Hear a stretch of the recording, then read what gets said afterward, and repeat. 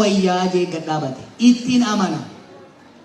Oromoon Oromiyaa irratti mootummaa fi filateen if bilchee sadarkaa federaalaatti sabaaf sablammoota kaan wajjin mootummaa isaa ta'u aangoof diinagdee akka gumaata isaatitti bakkumatu akka Profeesar Mararaan jedhutti yoo kan jaarratu taate ni baasaa jennee tamanna.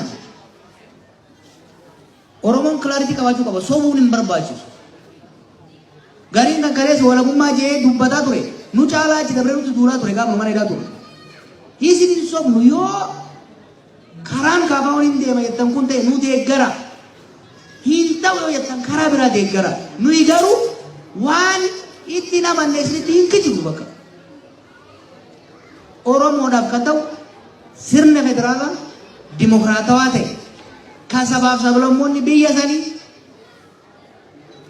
qe'ee isaanii irratti aadaa isaanii kunuunfatanii diinagdee isaanii irratti abbaa ta'anii naannoo isaanii irratti mootummaa isaanii ta'uu filatanii sadarkaa biyyatti immoo ilaameedhaan negoosheeshiniidhaan baargeeniidhaan aangoof diinagdee hiratanii akka gumaata isaaniitti akka baay'ina isaaniitti sirni akkasii jaaruutu nagaya waaraa fidaa. Sirna akkasii jaaruutu dantaa Oromoof sabaaf sablammoota kabachiisa jennee amannaa. Abiy Ahmediin kan wallolle waan biraatiin miti kan hidhamne waan biraatiin miti. Wasan walitti hin dabarre kotteen waliin jenne. Sirna federaalawaa jiru san dimokiraateessuu haqa sabootaa kennu saboonni mootummaa isaanii ta'e akka filatan gochuu. Mootummaan federaalaa baay'ina saboota biyya sanii akkaataa daayivarsiitii biyya saniitiin aangoon qulqulleessituu irraa kaasee hamma olitti daayivarsiitii calaqqisiisuu qaba.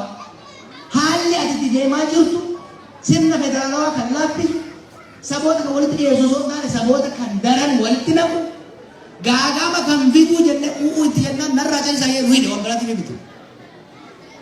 Har'as taanaan hidha hoggaa baane harka kennine sirna federaalizimii dhiibne sirna yuunitarii gargaaran jiru. Abdii kutannee aarreemmoo waan itti namanne isin gammachiisuuf harka isin dhoofsisuuf walabummaa Oromiyaa hin jennu. Saba keenyaaf kan wayyu sirna federaalizimii dimokiraatawaa ta'e jennee amanna jira.